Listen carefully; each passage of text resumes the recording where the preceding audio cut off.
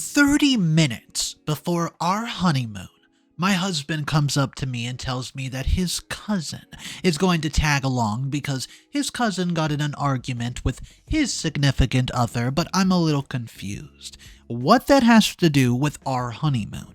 Well, apparently he already has his ticket, he already booked a new hotel for him, and you won't believe what else he's done. I'm 26 and female, and guys, I'm getting married soon to my fiancé who's 28. I'm not gonna use his real name. It's gonna be a fake name.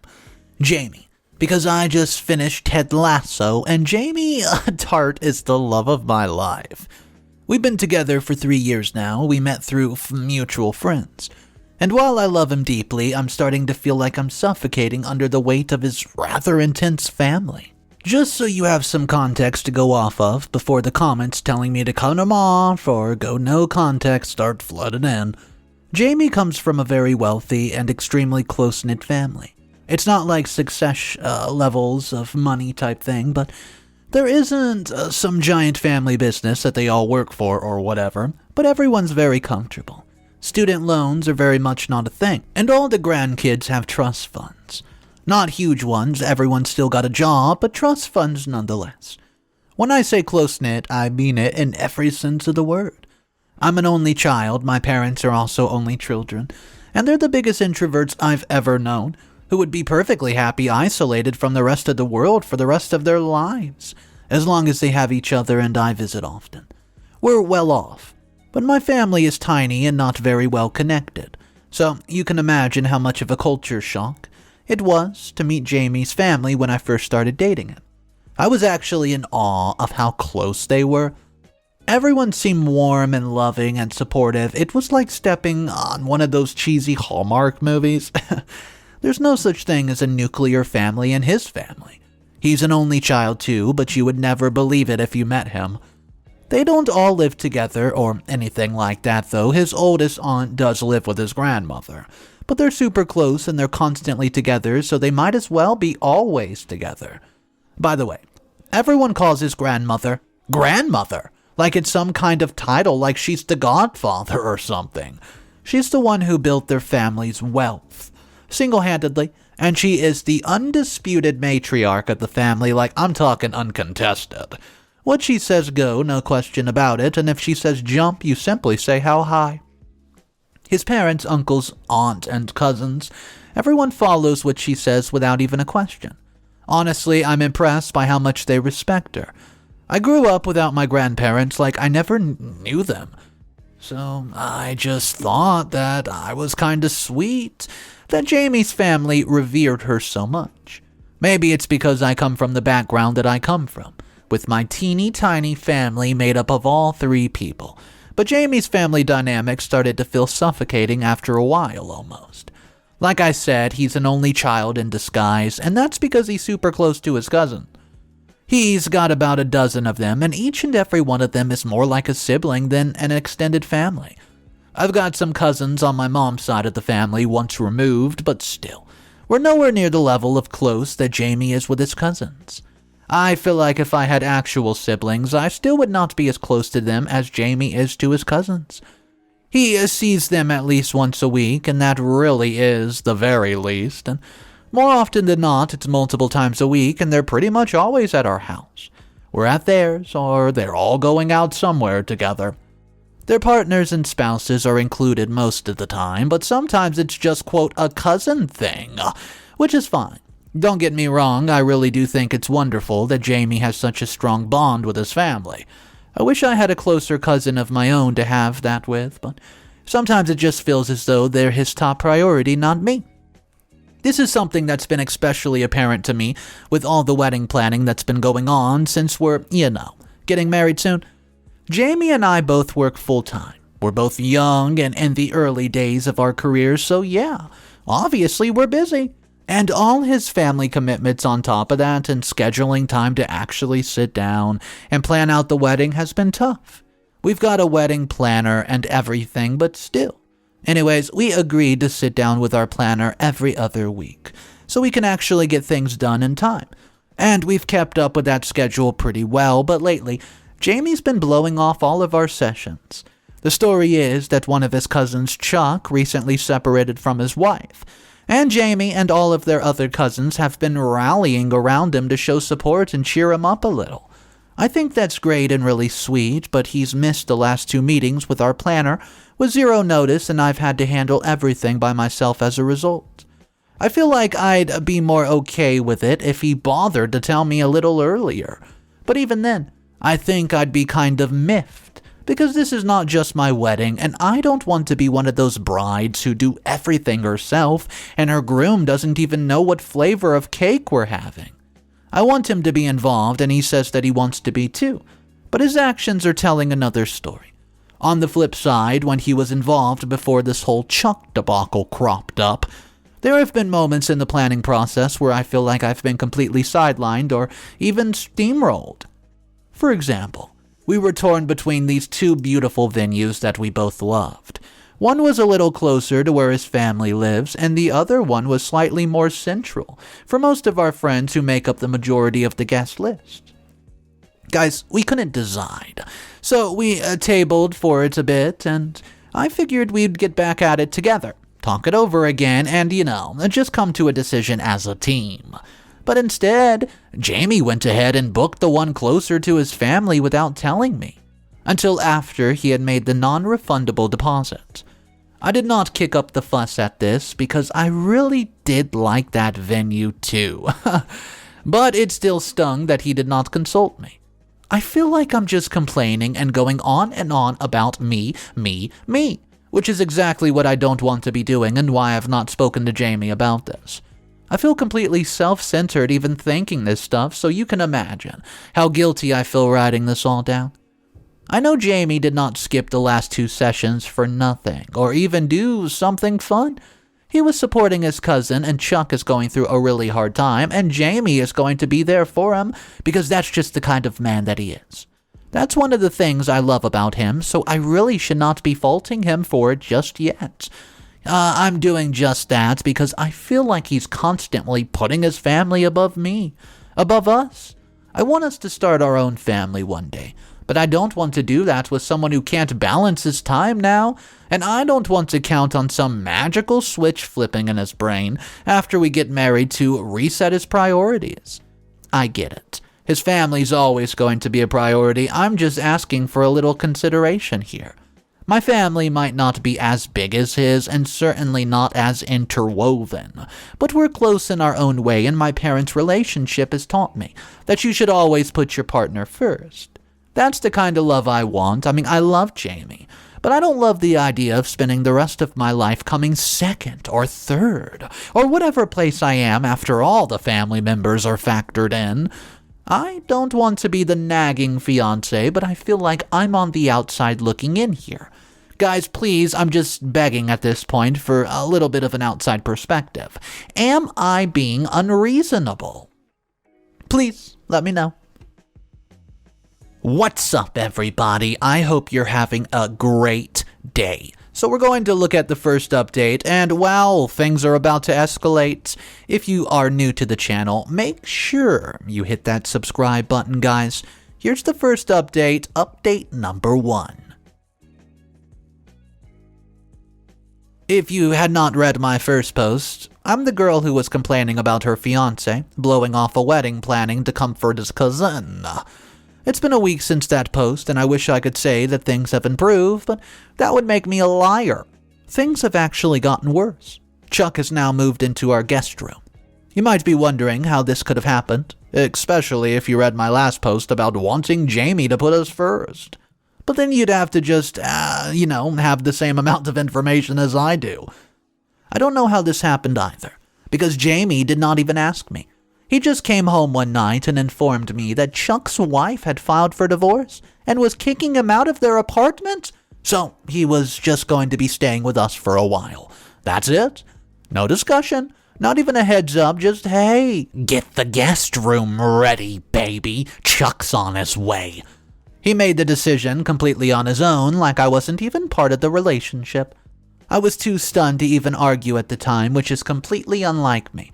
Now, I've been trying to be as understanding as I can be because, like I said in my first post, I know that Chuck is having a rough go about it. And I don't want to be the one kicking the guy while he's down.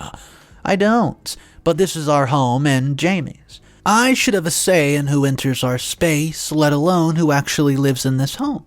And it's not even just Chuck. I mean, sure, he's the only one who's outright moved in, but all of Jamie's other cousins have been in and out constantly, coming over whenever they please to, quote, offer their support, because they want to be there for Chuck. Our house has basically become a hangout spot or a bed and breakfast for some of them, and I can't even relax in my own living room because there's always someone here. Sometimes I'll get home from work and Chuck would have already invited a few of them over without Jamie even being home. To add to this tragic cocktail of events, wedding planning, which is something we're still doing because it does not magically do itself, has completely fallen on me. Jamie hasn't even been involved at all since Chuck moved in. He claimed that he's going to, quote, make it up to me once everything settles down, but I don't see the dissolution of Chuck's marriage settling down anytime soon. I still feel like I'm being selfish for even being upset about this because maybe this is just what close families do. I wouldn't know. I didn't grow up with siblings or close cousins or a big extended family clamoring to all be there for each other. I don't know if this is normal, I just know that I'm exhausted. Between work, wedding planning, and now hosting Chuck, I feel like I'm losing my mind. Every time I've tried to bring it up in passing, Jamie's just told me how important it is for the family to support each other. But aren't I family too? Where's my support? Update number 2. So, it's been a little while since I've checked in on this account. A big change. I'm officially married. Before everyone starts yelling at me in the comment section for going through with it, let me explain myself.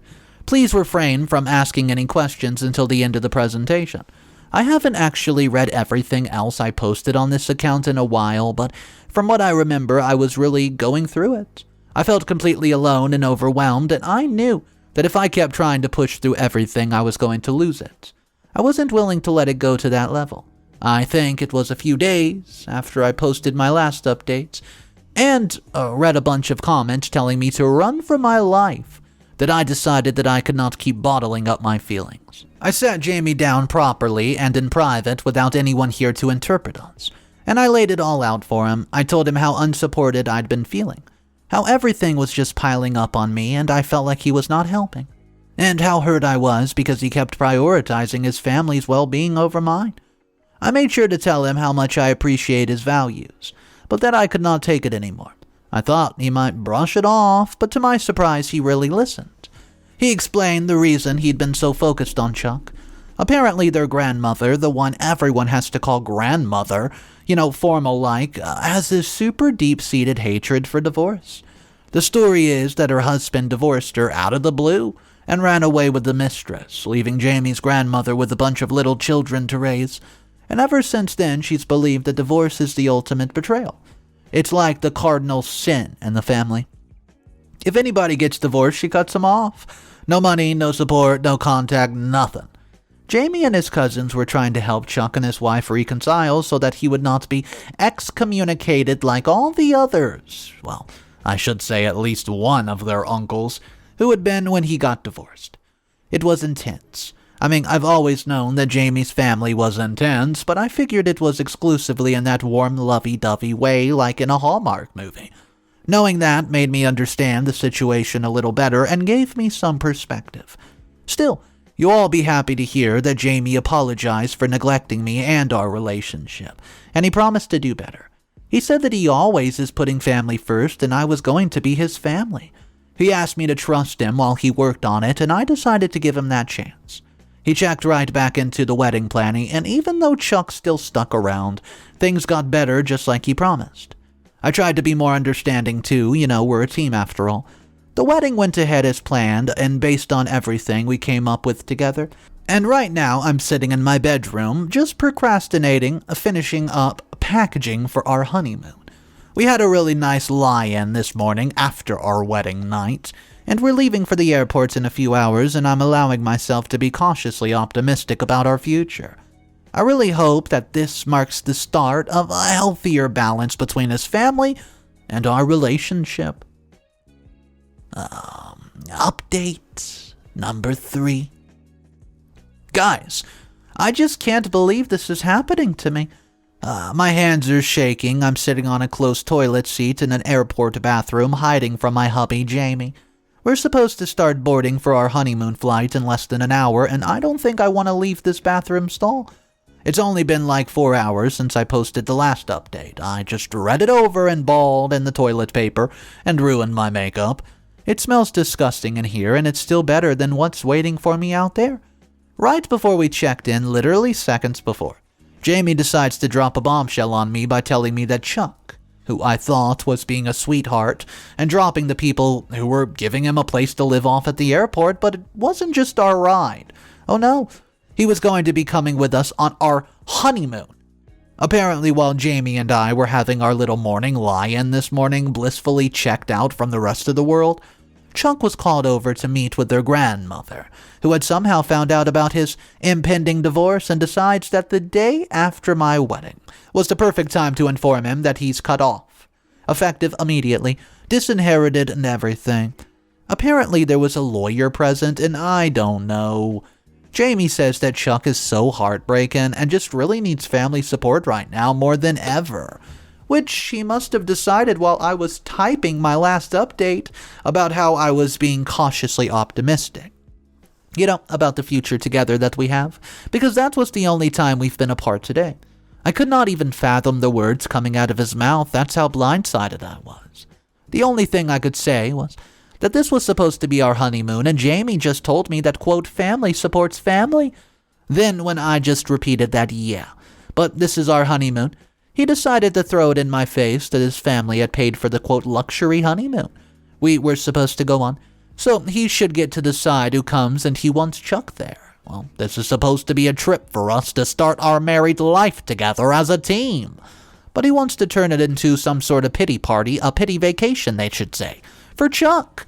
And you know what? The final straw that had me nearly breaking down in the middle of an airport, I found out the reason Chuck was getting a divorce. He didn't just separate from his wife because she was some crazy Karen who lost her mind. Oh no, he cheated on her, that's why. She kicked him out, and that's why she filed for divorce, because she caught him with another woman in their bedroom. So the cherry on this disaster cake that my wedding is turning into is that my hubby is prioritizing the feelings of a cheater over me, his actual wife. I wasn't going to let myself be reduced to tears in the middle of an airport, so I just booked it to the first bathroom I could find, and I feel like my entire marriage is falling apart. And we've been legally married for 48 hours. Update number 4. I feel like I owe the internet an update after the roller coaster that's become of this post and my marriage as a whole. I did not leave it for months this time. It's only been 2 days, and I'm not writing this from a disgusting airport bathroom. Thank goodness. In my parents' house, far away from Jamie, I've already filed for divorce. Less than 48 hours after saying I do. I filed for divorce, which officially makes me worse than Kim Kardashian. But for once, I'm refusing to allow myself to feel guilty about it, no matter how much the feeling tries to bubble up. After sitting in that filthy airport bathroom, bawling my eyes out in one of these apply tissue papers, I realized that Jamie was never going to put me first. His family was always going to be ahead of me in all of his priorities, and I'd been making myself miserable for months trying to claw my way up that list when he was, going to be that way no matter what. He could put everyone else first, but I sure as hell was not going to go any longer. I marched straight out of that toilet, found Jamie, handed him the tickets to our luxury honeymoon that his family paid for, and told him to make it a boys' trip, because I wasn't going anywhere with him or Chuck. I walked right out of that darn airport, bags in hand, and got a taxi home. I didn't stop there. When I walked out of that airport and away from Jamie, I was walking away from our life together and whatever it could have been. The moment I got back to our apartment, I grabbed even more bags and packed up all my things, and I left. Obviously, I wasn't able to get everything, but I took everything important and sentimental, and I called my parents to come pick me up, because just like Jamie, I'd always have my family in my corner. My dad is a rock star who did not even question me when I asked him to come get me. He just brought the truck and helped me load everything into it, and he drove me straight to his lawyer's office before he even took me home. We filed the paperwork that same day. The only time I responded to all the text messages and calls Jamie had left me was to send a picture of the divorce papers when my lawyer drafted them. Pretty sure I feel I deserve to be a light pettiness at that point. He really starts blowing up my phone after that, but I've been ignoring everything. His parents have been calling and messaging nonstop, begging me to reconsider, because me divorcing him means Jamie will be cut off too. But I'm ignoring that as well because honestly, I don't care.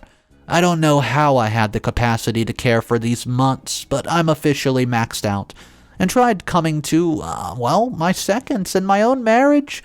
For the first time in months, I'm sitting in a house where I know nobody was invited or going to barge in, and this is exactly what I want.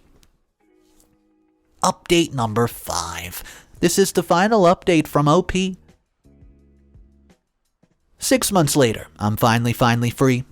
I went back and read through my original post and all my updates knowing what I do now.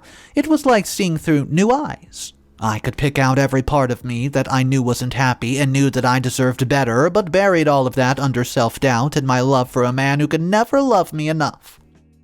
Well, to pick up where I left off, since I still got the odd comment on my previous post and I know at least a couple of people are wondering how everything turned out, Jamie. Ugh, gosh, it feels wrong to use that name now. I've ruined Ted Lasso's character for myself forever. And his parents tried everything to stop the divorce. They even showed up at my parents' house, all 3 of them. My mom was the one who answered the door, and I heard them asking to see me all the way from my father's study.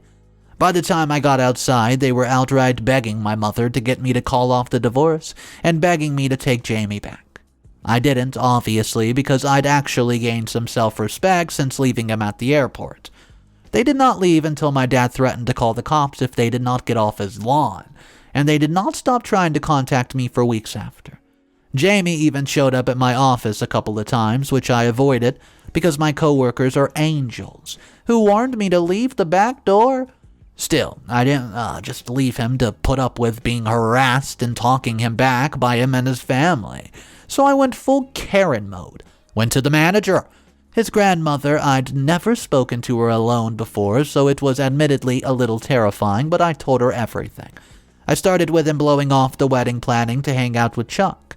How he continued to prioritize Chuck, who's a cheater, over me, his future wife. And how he'd ambush me at the airport by bringing Chuck along for the honeymoon, and thrown the fact his family, meaning his grandmother, had paid for the honeymoon in my face. And finished off with how his parents were trying to guilt-trip me into staying with him so he would not be cut off. She was angry.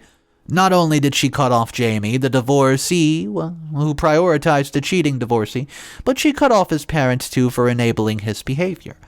To end this whole tragic tale of my 20s, thanks to the prenup my mom insisted on, our divorce was quick, clean, and easy. I'm living life on my own terms now, and I'm putting myself first. Hey guys, we're going to check out the top comment of the story. This one comes from Pinecone in Bloom, and some people did not agree with this commenter. Here it is. You're selfish, heartless, you're a selfless, heartless woman who did not deserve the family that Jamie could have given you, and deep down I think you knew it, so you went and made sure to ruin it for him too. Ruining it for yourself just wasn't enough, was it, OP? You couldn't handle the fact that he could be happy with or without you. You wanted him entirely dependent on you for love and happiness when you saw that he had other sources of that. You just had to take it away. You've ruined his life, the life of what even you describe as a wonderful young man, all because you're bitter. A soulless woman. I hope you enjoy being alone because no one's going to be putting up with your attitude. Good luck ever finding the happiness that a man would have given you on a silver platter that you dumped.